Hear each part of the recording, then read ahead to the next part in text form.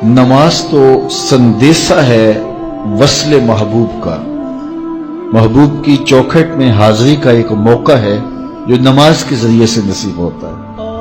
تو اگر کوئی شخص نماز کو اپنے لیے بوجھ سمجھتا ہے تو پھر وہ محبوب کی ملاقات کی اہمیت کو ہی نہیں جانتا۔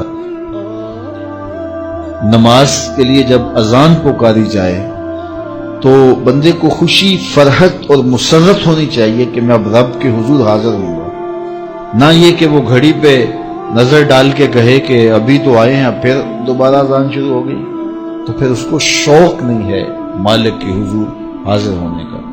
حضور علیہ الصلوۃ والسلام تو جب حضرت بلال حبشی کو نماز کے لیے اذان کا کہتے تو یہ ارشاد کرتے، ارحنا یا بلال، بلال اٹھو اور ہمارے دل کو راحت پہنچا دو۔ ارحنا یا بلال، بلال ہمارے قلب کو، ہمارے دل کو راحت پہنچا دو۔ تو یہ حضور کے قلب کی راحت، تسکین اور قرار کا سبب ہے۔ آقا کریم علیہ الصلوۃ والسلام نے معراج کی شب جہاں بہت سارے لوگوں کو عذابوں میں مبتلا دیکھا تو ایک شخص کو دیکھا، رجل مغیب فی نور العرش، کہ وہ عرش کے نور میں غائب تھا، اس کے اطراف میں نور ہی نور تھا اور وہ نور میں ڈوبا ہوا تھا۔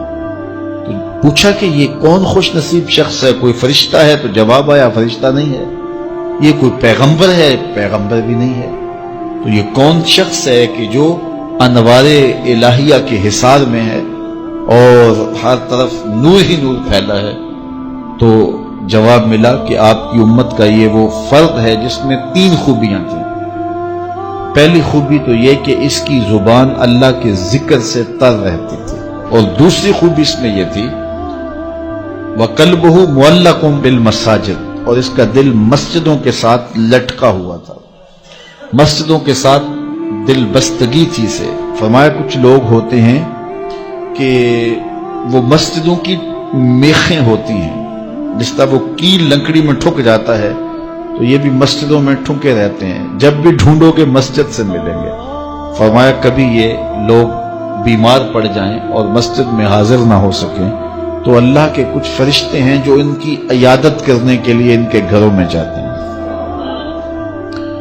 تو مسجدوں کی حاضری، مسجدوں کی تعمیر میں دلچسپی، مسجدوں کی آباد کاری کے لیے کوشش، مسجدوں کی صفائی ستھرائی کا اہتمام و التزام، مسجد کی تعمیرات کے مراحل میں دن رات ان سے وابستہ رہنا، یہ خوش نصیب لوگوں کا مقصود ہے۔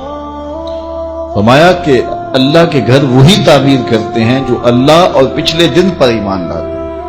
تو مسجدوں کی تعمیر یقیناً اللہ جل شانہ کی خاص رضا نصیب کرتی ہے۔ ایک روایت میں آتا ہے جس نے تتر کے گھونسلے کے برابر مسجد کی تعمیر کی، فرمایا اللہ جنت میں اس کا محل بنا رہا ہے، اللہ اس کا محل تعمیر کرے گا، اس کو محل عطا کرے گا۔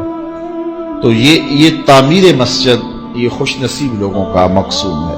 تو مسجدوں کی آبادی اور مسجدوں میں وابستہ رہنا اور دل بستہ ہونا مساجد کے ساتھ، یہ خوش نصیب لوگوں کا مقصود ہے۔ تو بدبخت لوگوں کو یہ سعادت نصیب نہیں ہوتی۔ اچھا، تیسری بات فرمایا کہ جو اس شخص کی خوبی ہے، یہ آج تک اپنے والد گرامی اور اپنی والدہ ماجدہ کو گالی کا سبب نہیں بنا، یعنی کبھی اس نے کوئی ایسا فعل نہیں کیا کہ لوگوں نے کہا کہ یہ کس ماں باپ کا بیٹا ہے اور لوگوں نے اس کے ماں باپ کو برا کہا ہو اس کی وجہ سے۔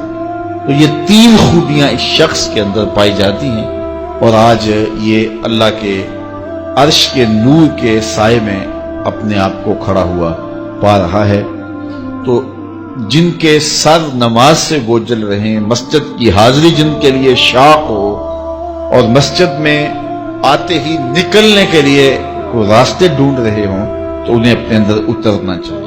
لائک کیجیے اگر یہ ویڈیو آپ کو اچھی لگی ہے تو، کمنٹ کیجیے اگر آپ کی کوئی رائے ہے یا سوال ہے، شیئر کیجیے۔